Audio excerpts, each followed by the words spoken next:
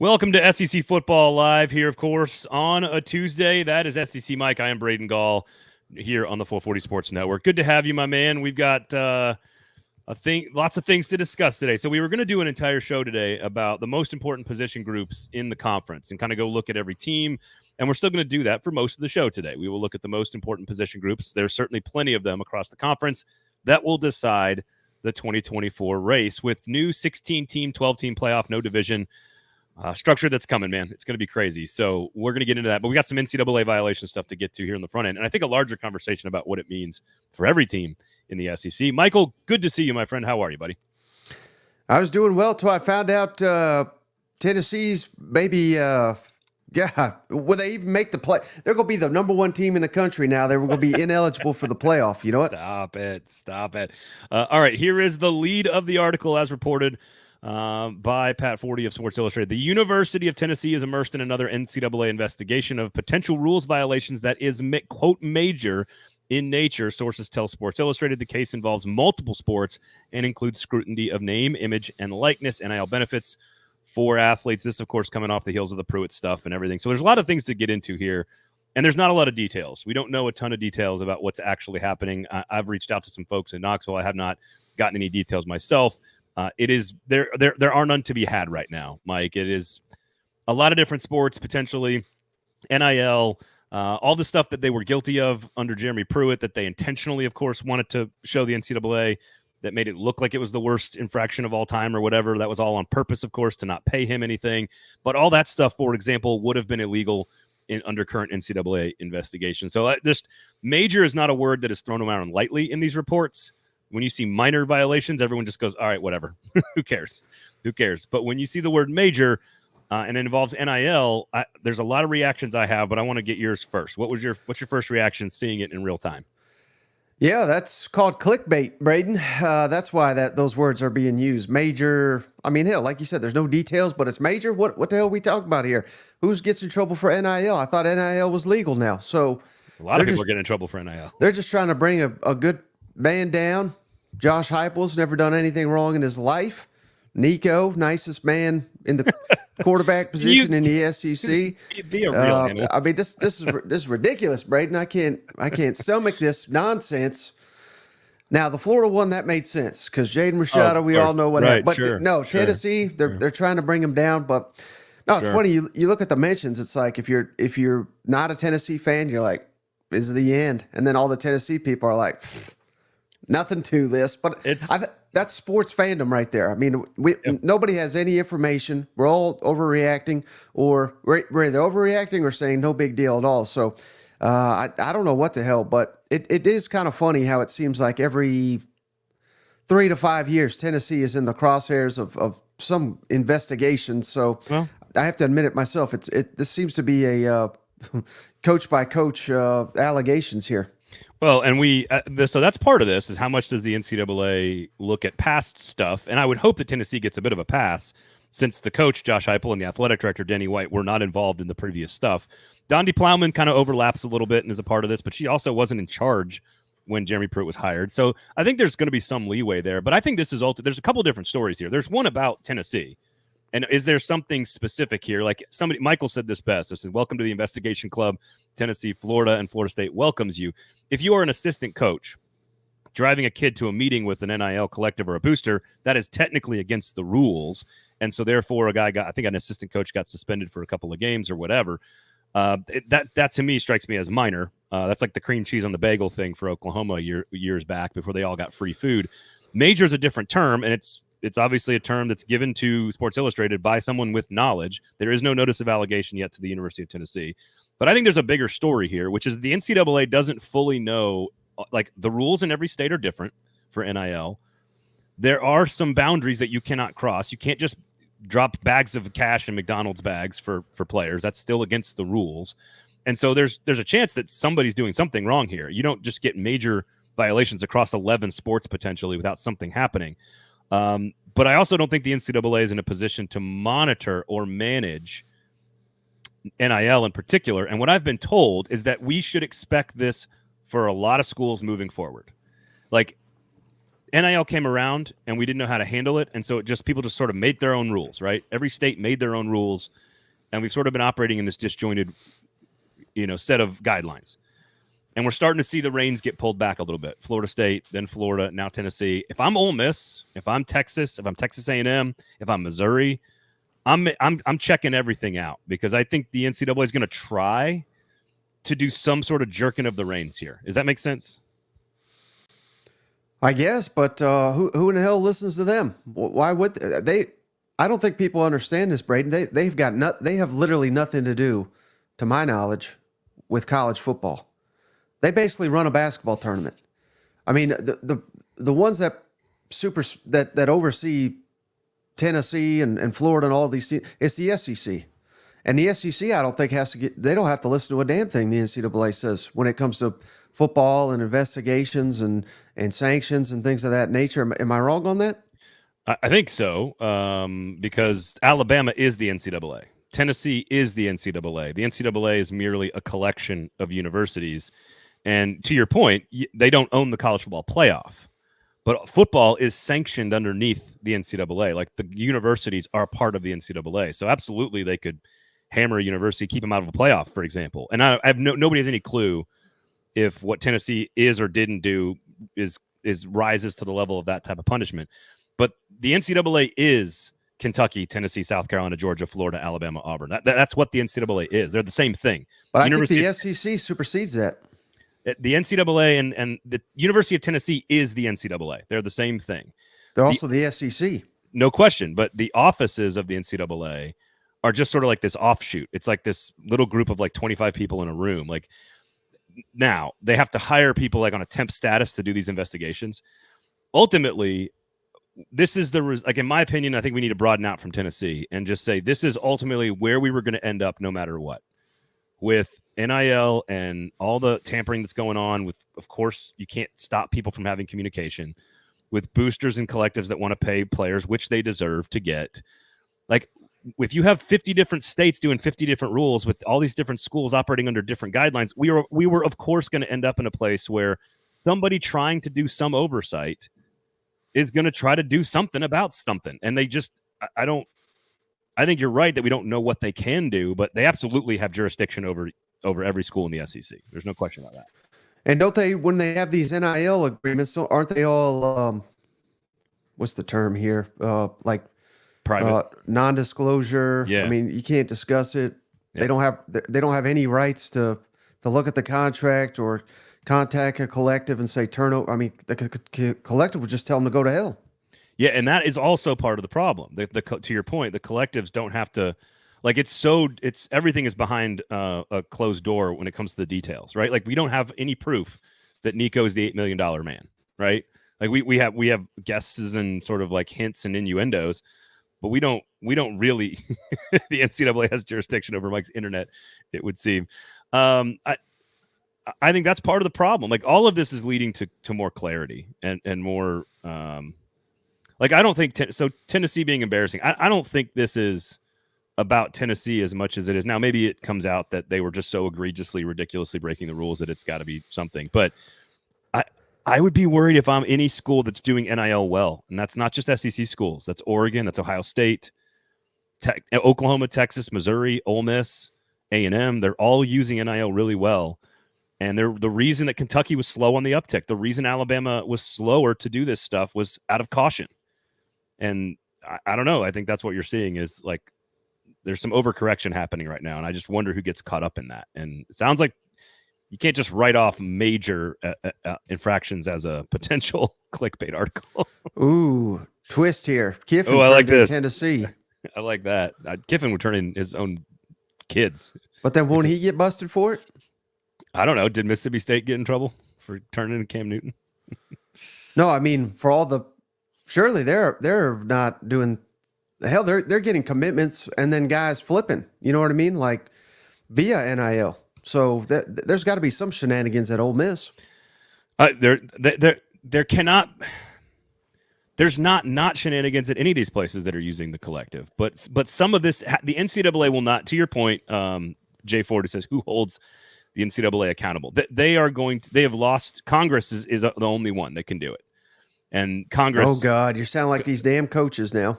Congress has no chance of organizing itself at any point to solve this problem. They don't even understand this problem.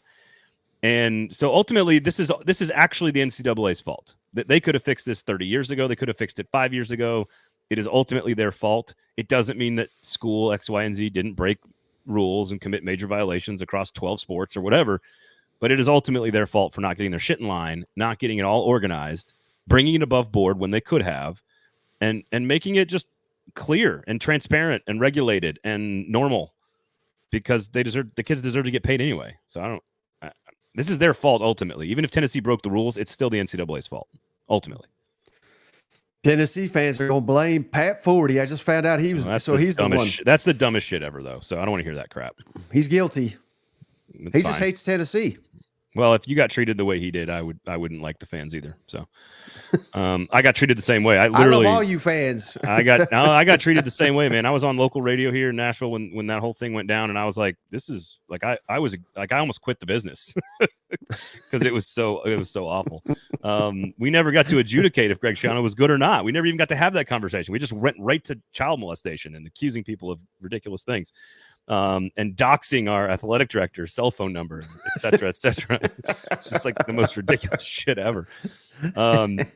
Ultimately, again, if I'm Ole Miss, if I'm A&M, I think we're going to get more of this stuff, I think. From what I understand. Damn it. Guys, I put it on a tee for you. God, I remember sitting down drinking beer going, that was exhausting 2 weeks of radio. Bring it up. Let's bring it back. Please don't.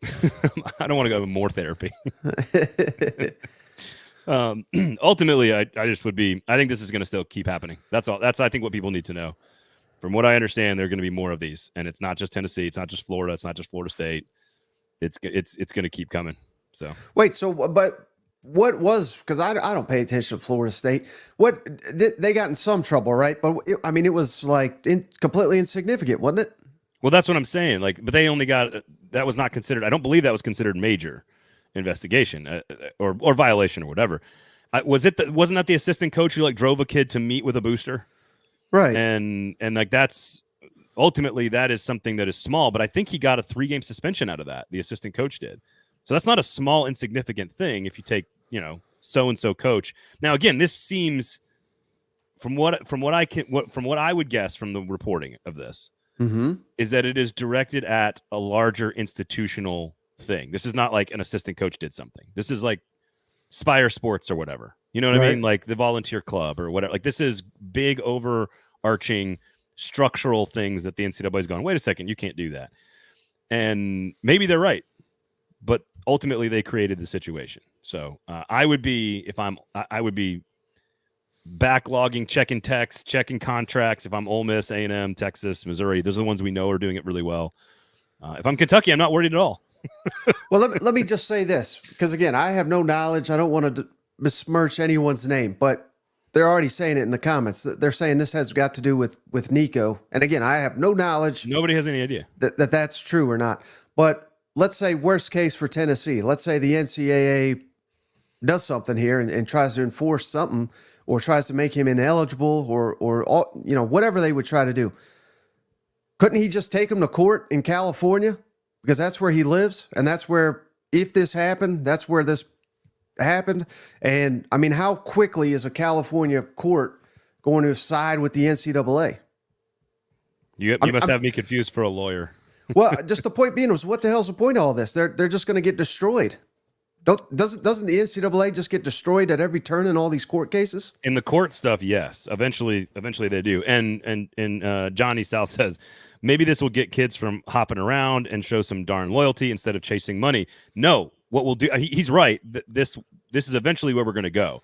But it's about revenue sharing and employee status. When you're an employee and you get revenue sharing in a collectively bargained agreement, that is when you can make players play in bowl games.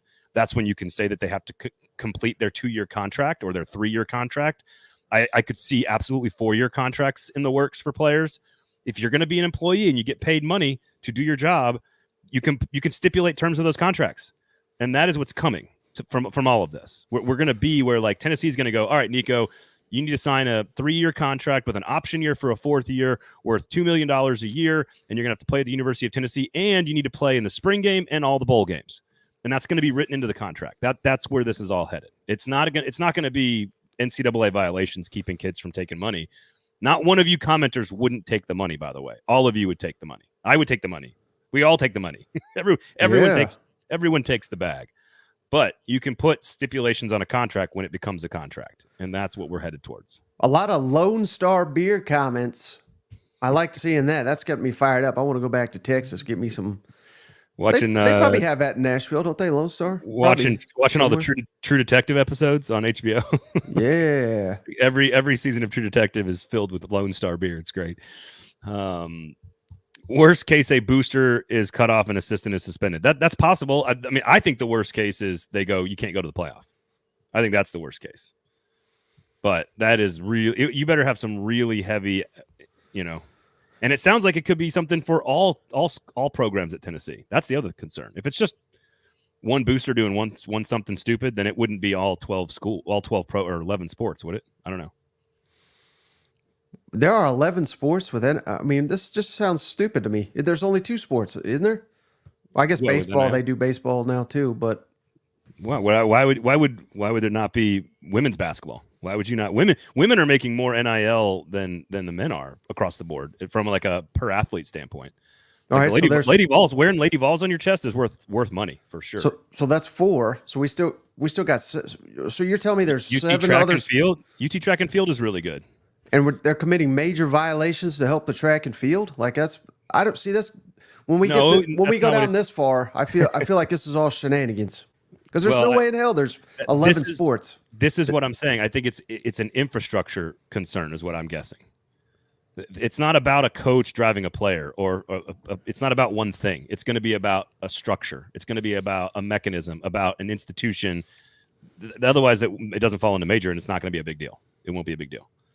I think the NCAA created this situation, and schools took advantage of the situation that they found in front of them. And instead of asking for permission, they asked for forgiveness. And now we've reached the forgiveness portion of the programming. That's it. I forgive them. And if I'm Ole Miss, if I'm Texas A&M, if I'm Missouri, who's pushed the boundaries on legislation because the Missouri State Legislative House has given them free reign to do whatever they want, I'm just saying I think more of this stuff is coming. Maybe not at this level or whatever, but I think more of this is coming. There's a reason Florida got their little letter, and Florida State got in trouble. Like, I think a lot of this is coming, and it's just going to be. I think they're trying to get Billy Napier like they got Pruitt. You think Billy Napier's wife was dropping bags? No, just so they don't have to pay his buyout if they're awful this year. I don't think their violation. I don't think the violations rise to that level. Pruitt was in a different place than all these things.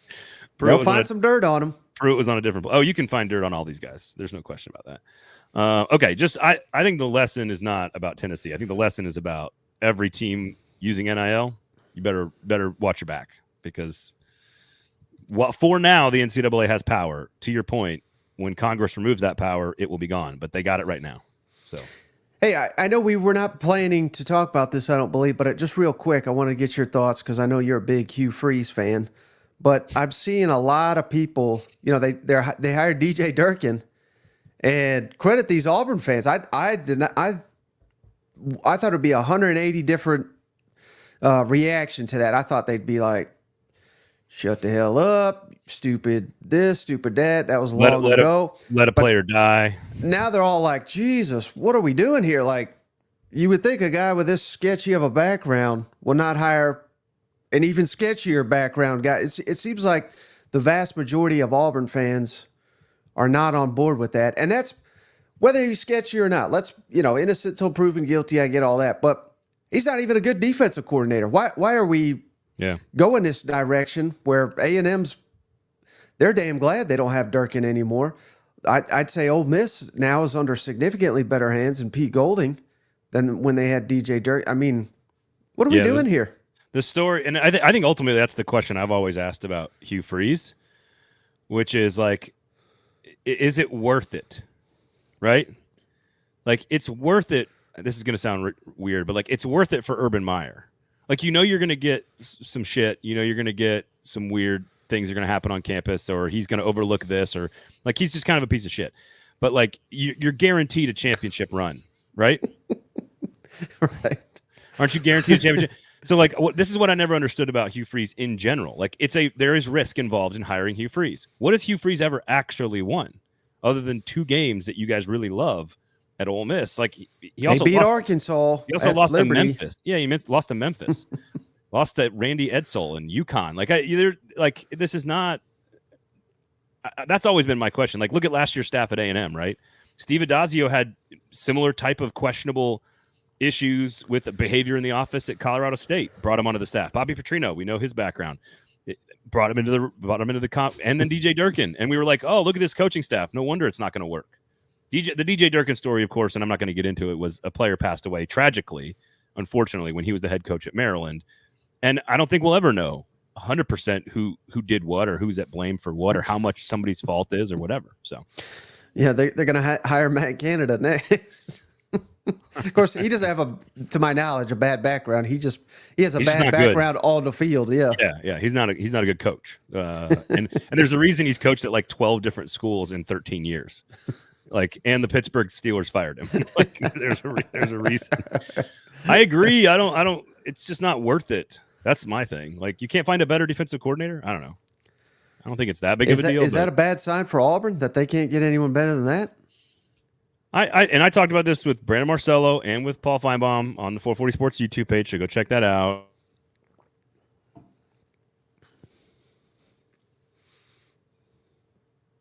Didn't want to come to his coaching staff last year for a reason.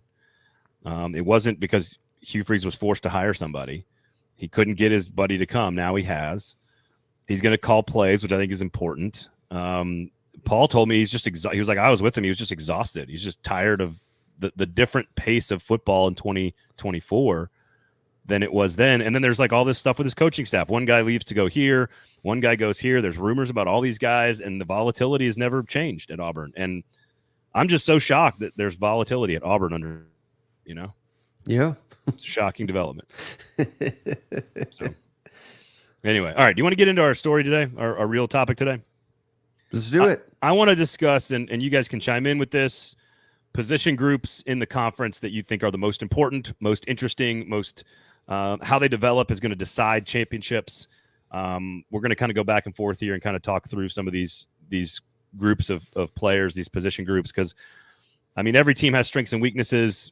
We don't officially know what everybody's going to look like heading into August, of course, in camp. There's still going to be more roster turnover.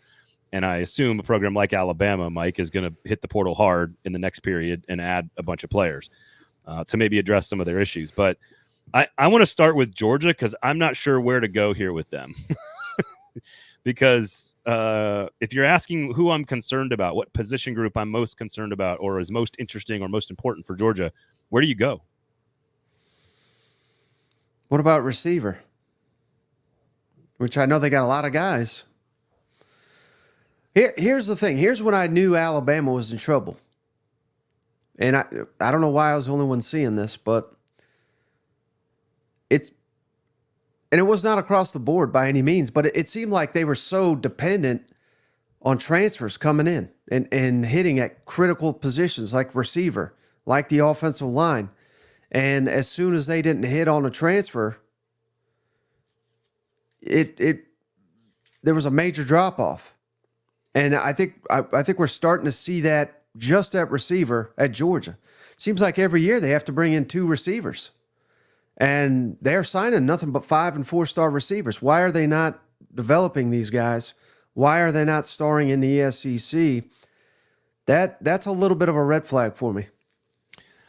I would agree with you, but I think I need to see it longer than this because I mean, Darnell Washington wasn't a transfer, neither was Brock Bowers, and those were the 2 those are tight ends, though. But they are the pass-catching weapons on the teams that won national championships. And then Ladd McConkey was very, very good, right? He was developed. Dominic Lovett, was he great? No, he wasn't. So I think that's fair to ask that question, but I think you need to give him at least another season of showing us that they can do it before you say that I'm concerned. Like, the thing you're talking about with Alabama led to Nick Saban's retirement. Like, Kirby Smart's not walking away because he misses on a few receivers at transfer, right? Like, I think he's gonna. You got to give him a chance to fix the problem with his own guys over the next season. If they have nothing again this year, and then the next year we can start to talk about, hey, maybe Todd Monken was great. I mean, even the second year they won the national championship, when A.D. Mitchell went down, they had no one that could stretch the field, and that's why they nearly lost to Missouri, because they couldn't stretch the field. And again, we're picking apart a near flawless roster, right? So this is not like we were just talking Auburn. If Auburn had everything Georgia had, we'd be like, my God, Auburn is probably going to win it all. You know what I mean? Yeah, but it's a different critique, but it's the same where, like, I don't know how Georgia fans feel, but they probably feel like last year was a disappointment, which for 99.9% of the programs last season would not have been a disappointment.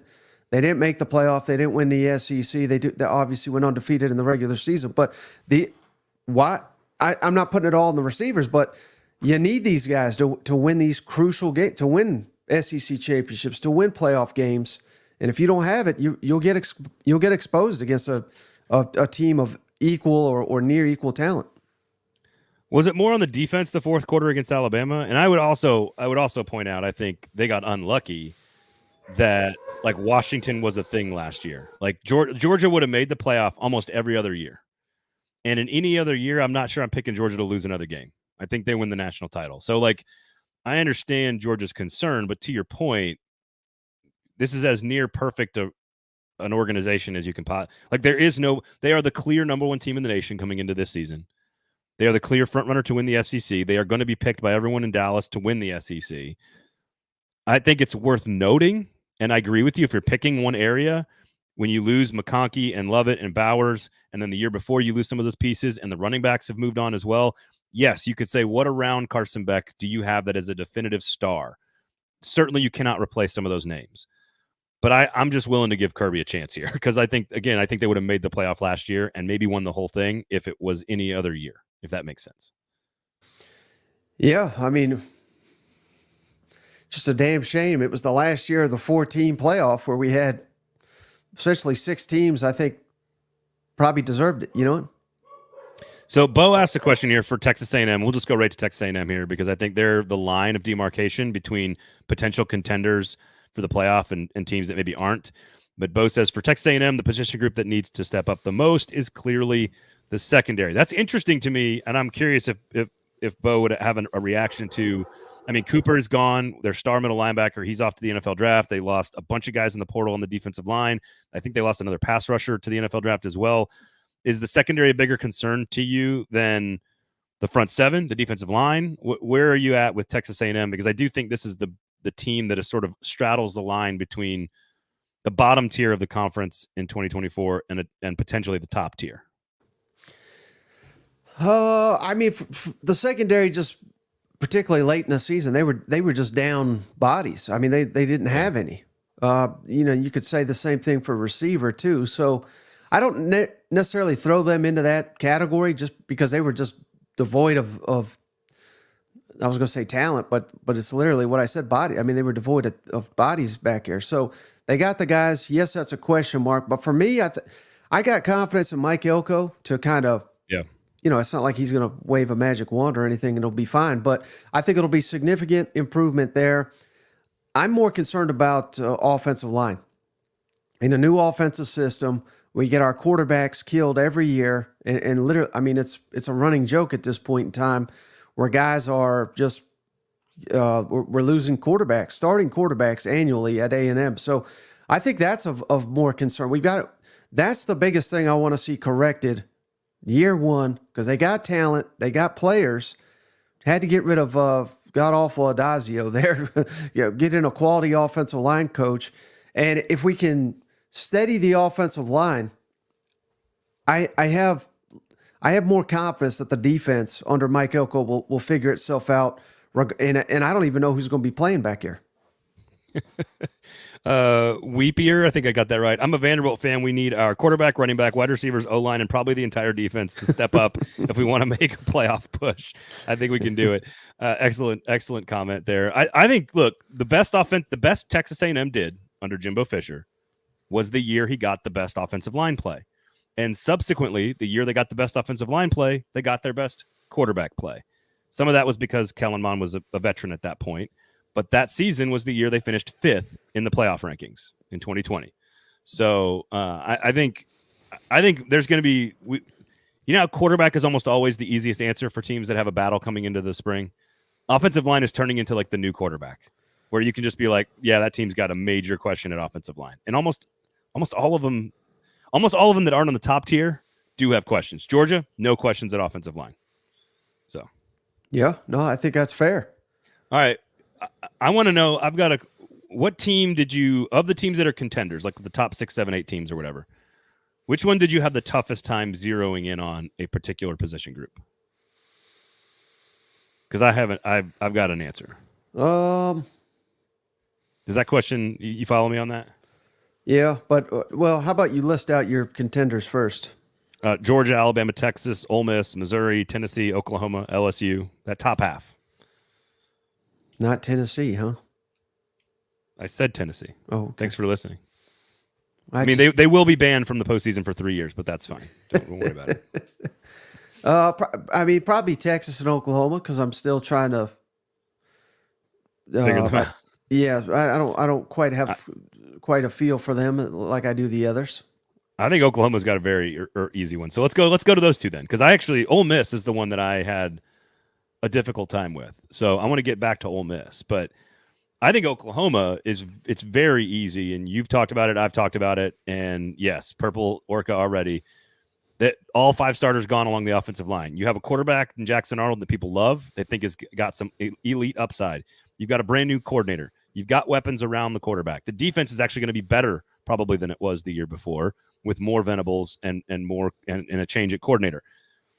This schedule is so hard. It is almost exclusively about Seth Luttrell, Jackson Arnold, and the offensive line play. I found that one to be very easy from an Oklahoma standpoint.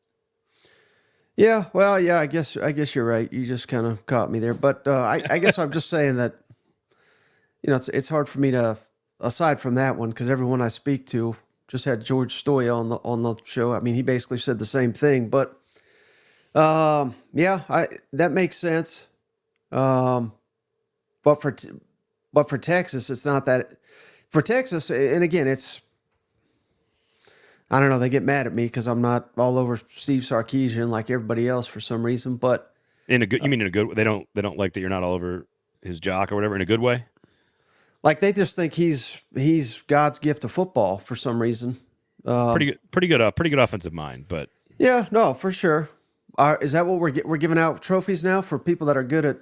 They got a Big 12 championship trophy that they've got in their case right now. I don't respect that at all. Oh, okay. I mean, they had to beat one team to get there, and they didn't even beat them. Well, here's what I would say for Texas. Is it receivers? Maybe because they added via the transfer portal. That's why This is all so hard. But you assume, everybody assumes when you add someone via the portal, you're gonna like they're awesome, and that's not always the case. It's very rarely that that's the case, especially offensive line or whatever.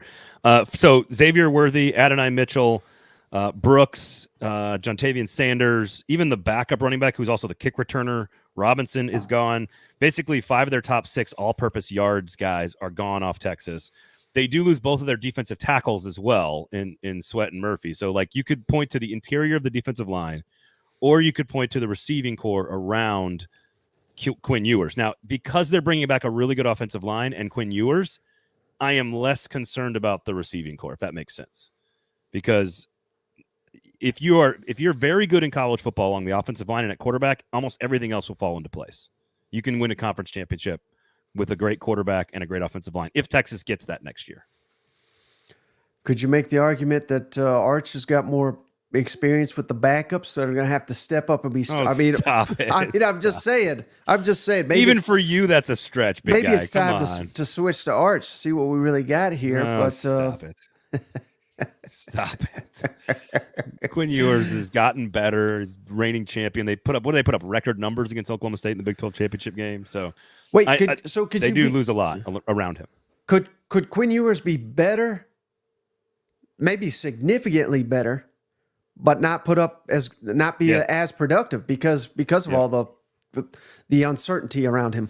I think that's absolutely the case. Yeah, absolutely. You could be better. He could progress as an NFL prospect and make better decisions and be more efficient, and the production and the numbers not be as good, and Texas lose more games. Also, the schedule is harder. Let's just be honest. The schedule is more difficult now. So I agree with that. I think that's actually what I would pick to happen but they are a preseason top 5 team right now in America. They got one of the easiest slates in the SEC though, for some reason. Yeah. The defending national champs up there. Well, that's true. That keeps them out of the playoff. That one non-conference game could keep you out of the playoffs. So, Vanderbilt, Mississippi State, Arkansas, Kentucky, Florida. Those are all bottom half teams. They're going to be favored in every road game. Oklahoma, Georgia, A&M. All you got to do is go 2-1 against Oklahoma, Georgia, and A&M. If you go 2-1 against them, you still probably get to 10-2, which probably puts you into the playoff. I just feel like minimum. How often can an SEC team say favored in every away game? That's Georgia and Alabama territory, you know what? And that's probably it. So we're getting some comments here about the secondary. I think they put a couple of guys into the NFL out of that secondary. Defensive tackle it's hard to lose those 2 guys and not have that be the biggest area of concern. But the bodies they got coming back, the recruiting. Also, keep in mind, they lose Bo Davis, defensive line coach, to LSU, and you're replacing your 2 nose tackles. I lean towards that position more than the supporting cast to yours. Because I trust, it's sort of like you're trusting of Elko, right, on the defense for Texas A&M. I trust Sarkisian and a veteran quarterback and a good offensive line to solve problems. It's hard to replace 700 pounds of dude in the tackles and your defensive line coach. That's a lot to replace along the defensive line, and that could be the difference in 9-3 and 10-2. What do you think is more? I'm trying to search for the word here. More likely, that's probably a poor choice too. But that Texas comes into the SEC with something to prove week in, week out, or that these SEC teams want to just beat the shit out of Texas and be like, yes, this ain't the Big 12. I mean, which one is more likely? Yes. Answer is yes. No, you got to pick one. You can't pick both. The answer was the same for last year. Like, is Texas motivated to beat the shit out of Big 12 teams as they leave the conference, or are Big 12 teams motivated to knock Texas off on their way out of the conference? And the answer was both. So I think the answer is both. Texas comes in with a large chip on its shoulder and losing in a playoff game, a huge chip on their shoulder. And the SEC teams have a huge chip on their shoulder saying, welcome to the conference. Now, traditionally, when teams step up in competition, it takes some time. TCU goes into the Big 12. They didn't go 12-0 every year. It took some time to get back to being very, very good. Let's pick a loss here. Let's pick a Michigan and Georgia. Non-Georgia, non-Michigan. I'm saying SEC that they are. Oh, they could lose to A&M. They could lose to A&M easy. I'm telling them right now, you can't go through this league win. I mean, they all think they're wins. Everybody does this, and then they could go 9-3 and 3 losses. They could beat Michigan and then lose to Oklahoma, Georgia, and A&M. Arkansas, to Bobby's point, Arkansas, that's a huge old rivalry. Beat them last time up there in Texas, I believe, or up there in Arkansas. How about Kentucky down in Austin? It doesn't scare me as much, but aren't Kentucky you big Brock Vandegrift? Haven't you been griffed yet? No, I don't know. Vandegriffted? I don't know what that means. I'm trying the grift is real. Yeah, that sounds negative. They're gonna have a saying if he's awesome, like he just got brocked or something stupid. I hope not. That sounds bad. All right, take the schedule down. I think they could absolutely go 9-3 and be almost as good as they were last year. But Utah goes into the Pac-12, dominant team in the Mountain West. Takes some time before they get back to being Utah. It almost always takes time. Now, is this the same upgrade? It's not the same as going from the Mountain West to the Pac-12. Texas was 12-1 last year. They beat Alabama on the road. So, what does it look like? I don't know. All right, give me Ole Miss, though, because I'm curious. I had the tough time with Ole Miss because I think there's a broad question of overall talent. Like, is the overall talent good enough to be a championship contender? I still have a major question about that. I can still ask that about Jackson Dart. I can ask that about Lane Kiffin. Mm-hmm. But collectively, I don't find a glaring weakness. Is that where's your concern with Ole Miss? Running back now. And I think it's funny. They think it's just going to be plug and play. Lane Kiffin's awesome. Yada, yada, yada. I mean, we're not playing for stats anymore. We're not playing for scoring 40 points a game and then losing. If we do that, this is a horrible year. Like, this is playoff or bust. And then not even just making the playoff. I think they expect to win a playoff game or two or compete for a national championship. And without Judkins, I think that may lose them a game that they're not expecting to lose because he's just such a beast. More than anything on defense, that concerns you? Yeah, because that's not their game anyway. I mean, they're going to give up against quality teams. Right. They're going to be giving up 20 to 30 points probably a game.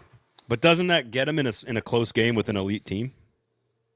Like, I mean, if you put, again, the Alabama game, right, this past year, there, and maybe, I don't know if Judkins would have made, if you say that Judkins is the difference in a game like Alabama, but like they only gave up 24, but that was enough. Like they couldn't, I don't know, maybe I'm making your argument for you. I don't know. But it's interesting. I just couldn't find a glaring many games like that. You can find good running backs though, and you can develop good running backs. Maybe not as good as him, but well, okay, maybe you're right. We're not trying to be good. We're trying to be elite. I thought that's what this all year was about. I'm the one. I agree, but I don't think they can. I don't think Ole Miss can do that. And not because they're Ole Miss. Stephen Lassen's point. Everybody likes to devalue these running backs. I didn't watch a lot of Michigan, but the few games I watched, they had two, particularly the national championship game, two good running backs. That's because they devalued him. That's what Ohio State has. You know what I mean? It's two. Oh yeah, they're following that blueprint. No. Ohio State has two elite All-American running backs. Donovan Edwards, who broke off the 2 long touchdown runs for Michigan, had been dropped to the third team. He was benched. Michigan like I said, I watched 2 of their games this year, and he looked good in the one. You know, he was great. Corum is a stud. Blake Corum was a stud. And to your point, Ohio State has 2 of them. There's no question. Henderson coming back, and Judkins is elite. Now, like Tennessee, for example, had 3 guys last year that were really, really good, and 2 of them are gone. But I trust Dylan Sampson to be pretty damn good this year, so I'm not as worried about that. Missouri, where are you at on Missouri? What are you worried about? I mean, could I say running back again? I don't know that, they're just not going to be able to replace Cody Schrader so easily. But I think the offense will be fine, so that's probably not a great place to go. They lost some outstanding players in the secondary. I think 2 starting corners. Yeah. Yeah, that's probably where I'm at because particularly with a new defense of coordinator, hopefully the system doesn't drastically change. But I was slightly disappointed in Missouri. I mean, and that's hard to say because again, we're grading on a curve here. They just won 11 games, but I was slightly disappointed with Missouri's defense last year because they were so good 2 years ago. And I won't say they held them back because clearly they didn't, but I thought they'd be one of the better units in the SEC. And again, not that they were bad, but they were not elite, if that makes sense.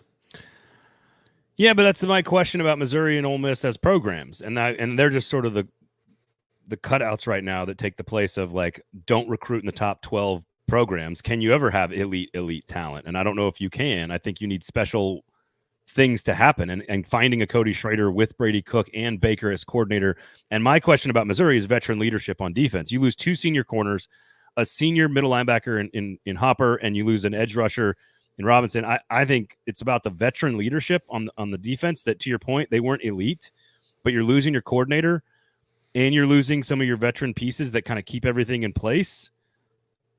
That's my question. Now the schedule sets up nicely for both Missouri and Ole Miss, but I think the reason Ole Miss is ahead of Missouri in rankings in early preseason rankings is because of the veteran leadership that Missouri is losing primarily on defense, but on both sides, honestly. But I think it's the back 7, if you want to call it that, in a year where quarterback play is going to be really good in this conference. Your back 7 you're losing a star linebacker, 2 starting corners, safety. That would be my concern, is the veteran leadership off the defense. That's my question. Yeah, fortunate for them, they don't have to face Nico. You know what? Yes, because the defense struggled so mightily with the Tennessee Volunteers last year. Nico didn't play. He's undefeated against Mizzou last I checked. Yeah, sure. All right, Alabama. Let me go to Bama here. And if I misspoke on Lovett, I apologize about that. I didn't know if he was coming back or not. So I said corrected on that one. Alabama, wide receiver, defensive back, offensive line. What are the three you're going? What are the three you're going for? Yeah, I mean, I think people want to go with quarterback, but I don't think that's right. I think Jalen Milroe's pretty. I'm telling you, they hate him. Who's they? People are telling me watch for Ty Simpson. I'm like, oh my god. Okay, but I think they're fine. I'm with you for the record. Jalen Milroe is awesome. And they got a quarterback whisperer and coordinator that are going to maximize his talent. So I think probably receiver, knowing what DeBoer likes to do. I mean, how crazy is it though that offensive line, receiver, quarterback, and maybe arguably running back all downgraded from where he was at, knowing that he's at Alabama now. I mean, that's crazy. That's crazy. Crazy. Receiver, yes. Quarterback is it's about even. Michael Penix? I think so. Do we need to play the Texas tape? Offensive line is you mean his second ever career start? Give me a break, dude. No, I'm saying Penix against Texas. You're saying, my God, that was like a clinic. He looked like no. out there. Penix, well, right, but Penix is a fifth-year senior with elite receivers and the best offensive coordinator, and Jalen Milroe was in his second game with Tommy Rees calling plays. I think there's some context that's important to remember here. I think Jalen Milroe is the least of the problems for Alabama that I'm worried about. So I don't even it's still a downgrade. Fine, but a slight one. The receiving core is to me the offensive line is the biggest question.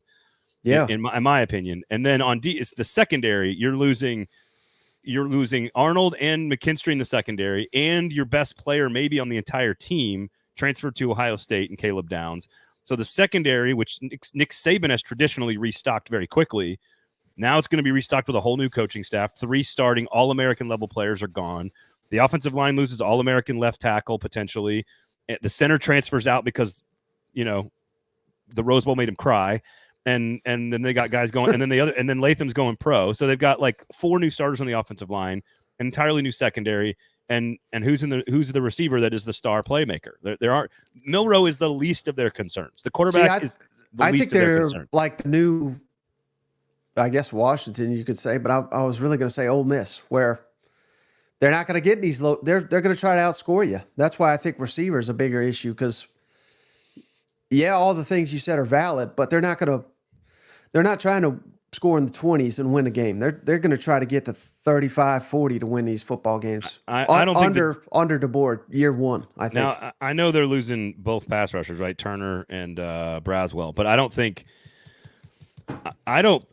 the defense takes a huge step back. Like they're pretty loaded on that side, and I think Kane Womack is an excellent hire and is going to have them playing really good football on that side of the ball. I think Milroe makes up for a lot of deficiencies on offense with a great scheme, which we know Grubb and DeBoer will bring.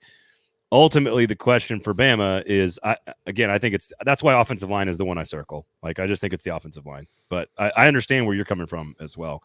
Tennessee, where are you going with Tennessee? Do they have a question mark? Yeah. Probably 121st, 121st in completion percentage allowed last year. Almost dead last. Yeah, but we got rid of all those guys, so they've upgraded. Their second-year sophomore, outstanding sophomore class. They've added some transfers. I'm telling you, they could be locked down back here. The back seven is the question. When's the last superstar linebacker that they had? I mean, like true stud. Keenan Peely. Henry To'oTo'o. Toto is pretty good, but I mean, give me like the old middle linebacker, the old Tennessee middle linebacker. Jalen Reeves-Maben was awesome. God, how long ago was that? It was a long time. That was pre-Pruitt. He's still playing in the NFL, I'm pretty sure. He made a tackle for the Lions, I think, this weekend. He's playing for the Lions. No, the back seven is my question. They have not had true, I'm talking the Eric Berries and Kevin, those. Like when I was in school at Tennessee, it was the Kevin Burnett's of the world.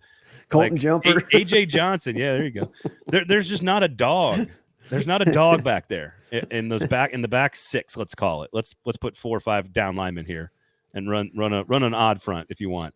Because I think the front is going to get better. I think the front's going to have a chance. Even though they lost Barron, I think the front's going to get better. So if Tennessee's NIL was as corrupt as they're trying to make it, they'd have Caleb Downs right now. They would. They're not investigating Ohio State, who their collective announced his commitment before he did. Oh, that's not suspicious. Let's go investigate them. Yeah, Tennessee. I'm not worried about Tennessee's defensive line. I think the defensive line is going to be good. I think with Thomas and Pierce and the younger players that hopefully are being developed, I think they're in good shape there. It's the back 7 that is concerned. Again, one of the most inefficient defenses in the country last year. And they're going to play against really good quarterbacks this year, right? They're going to play against a lot of good quarterbacks this year. So going to outscore every one of them. We shall see. But I'm not as worried about the rest. The receiving core got a boost with McCoy coming back. You still got Sampson at running back. I think the O-line's in good shape. Quarterback's good. Hype will trust the offense. It's about the back 7 on the defense. LSU here. These are all the contenders in my mind. We've gone through every contender that can make the playoff, in my opinion. LSU, I'm going defensive line, front 7, Mason Smith, Mekhi Wingo, gone. They do bring in Bo Davis, as I mentioned, but we'll see here. Defensive backs. Yeah. They've been awful. DB, awful. Not you anymore. Transfer you. 2 years in a row of transfers that didn't work for LSU. So got to get that figured out with Corey Raymond, who he has regressed about 3 or 4 years in a row. He's got a great reputation, long track record. Hopefully he can get it corrected. And a new coordinator in Blake Baker. I think the front 7, more so the defensive line. You lose 2 potential NFL players because you can fix the secondary with some pressure on the quarterback to some extent. So maybe that's where Tennessee is too. They think they can help the secondary with pressure in the quarterback. That I don't know. Offensive line is gonna be really good for LSU. I'm okay with Nussmeier. They'll find dudes at receiver and running back. I'm not worried about that. So I'm gonna go front line. So secondary. Dale knows what's up. Yeah, there you go, Dale Rice. Okay, Florida. I mean, here's what I wrote down for Kentucky, South Carolina, Arkansas. Offensive line. Special teams for Florida. How about that? And they just hired a special teams. I don't know if he's a coordinator. I don't think he is, but if they're not as dreadful there, they may have won. They may have went to a bowl game last year. I think receivers also, they got a lot of second-year guys with promise. Maybe that's not that big of a question mark, but they're going to need to step up, I think, big time. How about defensive coaching staff? that's my area of across concern. The board. Yeah, that's my area of concern for Florida. Is the entire defensive coaching staff. Prove to us what you got, because they're trying to fix it in the portal. They're bringing in a ton of portal guys. We're gonna have a big Florida conversation, by the way, over on the 440 Sports platform. Have a big sit down with some folks that cover the Florida Gators. So swing on by, and if you're a Florida fan or want to learn about Florida, we did about a 35-minute deep dive into the Gators. They're bringing like 7 of their top 8 transfers are defensive players. They brought in Ron Roberts. The offense could still be pretty good. The question is the defense to me. The defense is the problem. So offensive line for Kentucky, South Carolina, Arkansas. I went wide receiver for Auburn. Like, I don't know why they're sticking with Peyton Thorne, but that's what they're doing. But I think Hugh will make him better because he's going to call plays. So you got a good running back. I think you got to find some playmakers because the defense is pretty good. So yeah. Receivers for Auburn, they've been awful. They did sign a touted tight end. Maybe he can contribute. But I heard they got a great tight end last year. He didn't do much either. Yeah. Vanderbilt, all things. Just all. How about Kentucky? You're saying offensive line for Kentucky? I'd say quarterback. Well, I'm not putting I don't have as much expectation for him. Does that make sense? We've talked about this. Like, I had expectations for Leary, and that was wrong. I was wrong about that. But I don't have expectations for Vandergriff. I expect them to develop him. Are we going to get Brocked? That's weird. Stop trying to make it a thing. I don't know why you're trying to make it a thing. It's going to be something by the end of the day. Stop trying to make fetch happen. Yep. What about Mississippi State? Where are you at with Mississippi State? Did you say offensive line for South Carolina as well? The offensive line. How is it not the offensive line? Yeah. Well, how about stopping the run too? I mean, they've just been god awful stopping the run. So I'll switch it up and do that. The other line is okay. being poor on the line of scrimmage is not where you want to be in this league, obviously. No, it's not. Poor Spencer Rattler actually produced in the face of all of that last year, to be honest. Very difficult schedule and a bad offensive line. Mississippi State, where are you at? Mississippi State. Yeah, real quickly here to wrap up. With that offense they want to run, we need to see what they've got at receiver, because I don't know that they have much. I don't know what Mississippi State is. I don't know what they're going to be in 2024. I know what system Jeff Lebby wants to run. I know what kind of offense he wants to execute, but I don't know. It feels like they're yo-yoing back and forth from identity to identity, and I don't know if they know what they are yet. If that makes sense. And I know that it's like a constant running joke where those fans get so damn mad about getting picked dead last in the West, even though they rarely got picked dead last in the West. They won't be picked last in the West this year. Well, that's true. So. But if we were doing it, I mean, they would be clearly slam dunk last projected, right? And, or would you put Arkansas there? Vanderbilt's 16. Mm-hmm. I think it's a debate. Saying just the West. I'm saying just the West. Oh, I mean which doesn't exist anymore. South Carolina. I think South Carolina, Arkansas, and Mississippi State are three teams that are on the same tier. And so if that's your question about former teams in the West, then it would be Arkansas and Mississippi State. I don't know who I like better yet. I need to see how the rosters turn out. Yeah, I have South Carolina slightly ahead of Arkansas and Mississippi State, but I could be convinced of any of those teams when we go to Dallas and pick our ballots. I'm not sure, but I don't think I'm going to have anybody in the bottom four other than those four. Vanderbilt will be last. I think the next tier is Kentucky, Auburn, and Florida, and I haven't figured out. There's still a long way to go before we figure out between those three. And then I think there's another tier of playoff contenders, and then there's the top tier, which is like Georgia, Alabama, Texas. Did we do one? I don't think we did one for Arkansas, did we? Did you say offensive line? I said offensive line for me is the key. So it's just offensive lines everywhere. It's offensive line everywhere. A quarterback for me. Yeah. Quarterback and offensive line are now like the easiest answer to every, hey, what's your team's biggest question? It's almost always, if you have a starting quarterback, it's offensive line. The number of teams that have both is just very small in college football now. Like in the SEC, how many teams have an established star quarterback and a really good offensive line? Georgia. Maybe Tennessee, but that's a maybe with the quarterback. Texas, yes. Other than that, there's a question for Alabama on offensive line, Oklahoma for offensive line, LSU, Garrett Nussmeier's the question. Maybe he's pretty good. Ole Miss and Missouri are kind of two established quarterbacks. Offensive line should be good. Right. But there's not many teams that have both. And that's around the country, not just the SEC. So, all right. What else you got? I got to get going Major violations coming. I'll tell you who doesn't, Arkansas. There you go. All right. Well, thanks to everybody for listening. Check out the 440 Sports YouTube page. We got shows coming up. We got preseason rankings about all the teams ranked in our preseason top 25. We're going to have those up on the website. We've got a big deep dive into Florida. My conversation with Paul Feinbaum, Brandon Marcello, Josh McQuiston, Jeff Ketchum. All that stuff is over there on the website. We got all kinds of fun stuff, hopefully, for you SEC football fans. So give us a subscription. We would appreciate it at 440 Sports, of course, on the YouTube. For Michael Bratton, I'm Braden Gall. Thank you for listening. This has been SEC Football Live.